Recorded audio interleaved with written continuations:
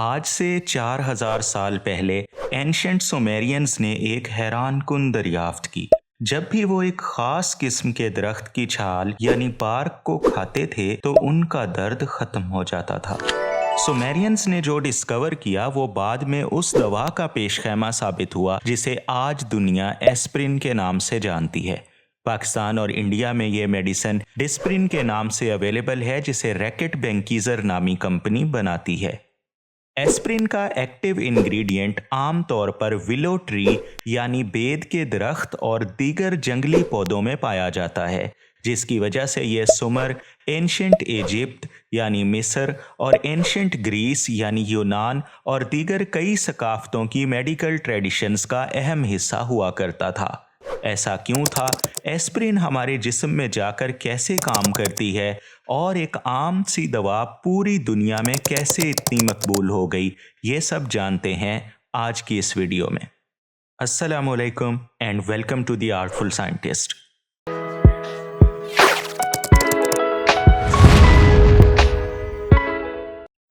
400 BC के करीब father of modern medicine Hippocrates ने रेकमेंड किया कि दर्द से निजात के लिए विलो बार्क को चबाया जाए और चाइल्ड बर्थ के पेन को कम करने के लिए विलो लीव्स की चाय बनाकर पी जाए। ये तरीका इफेक्टिव तो था, मगर विलो में ऐसा क्या है ये नामालूम हो सका। आखिरकार एक जर्मन फार्मासिस्ट योहान बुकनर इसमें मौजूद एक केमिकल को आइडेंटिफाई करके प्योरीफाई करने में कामयाब हो गया, जिसका नाम था सेलिसिन।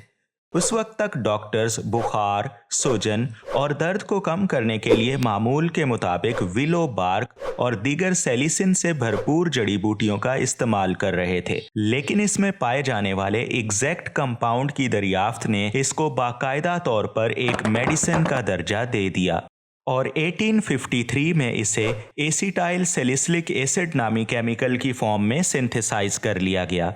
फिर 1897 में एक फार्मास्यूटिकल कंपनी बेयर ने एक तरीका ढूंढा और इस कंपाउंड की मार्केटिंग शुरू कर दी, जिसको एस्प्रिन कहा जाता था। एस्प्रिन के वर्ड में ए का मतलब था एसिटाइल और स्पर का मतलब था स्पाइरिया अल्मेरिया, जो एक पौधे मेडोस्वीट का बोटेनिकल नेम था, क्योंकि इसी पौधे को यूज करके इसे बनाया गया था। शुरू में तो एस्प्रिन सिर्फ बेयर कंपनी का ब्रांड नेम हुआ करता था, मगर जल्द ही एसिटाइल सैलिसिलिक एसिड को ही एस्प्रिन के नाम से जाना जाने लगा।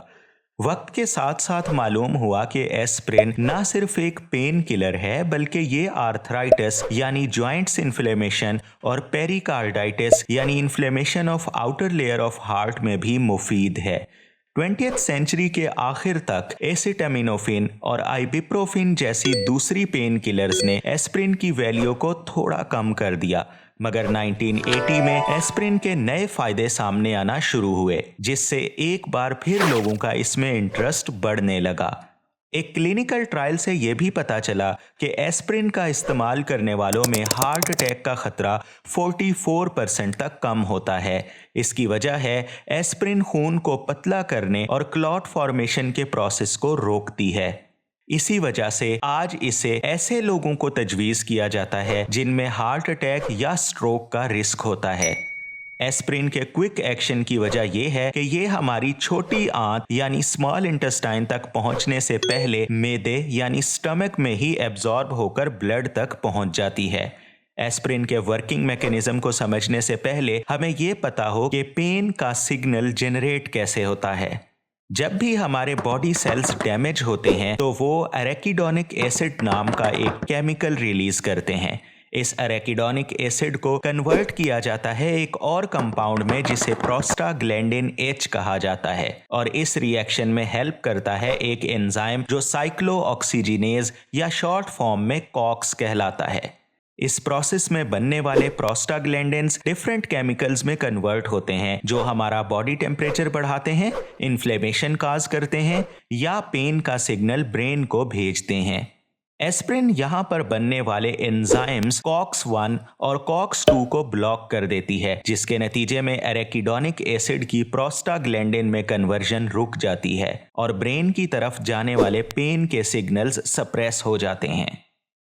अगर आपको हमारा कंटेंट पसंद आता है तो इस वीडियो को शेयर करें और मज़ीद ऐसी ही दिलचस्प इंफॉर्मेटिव वीडियोस के लिए द आर्टफुल साइंटिस्ट को सब्सक्राइब करें। रब राखा ब खुदाए पामान।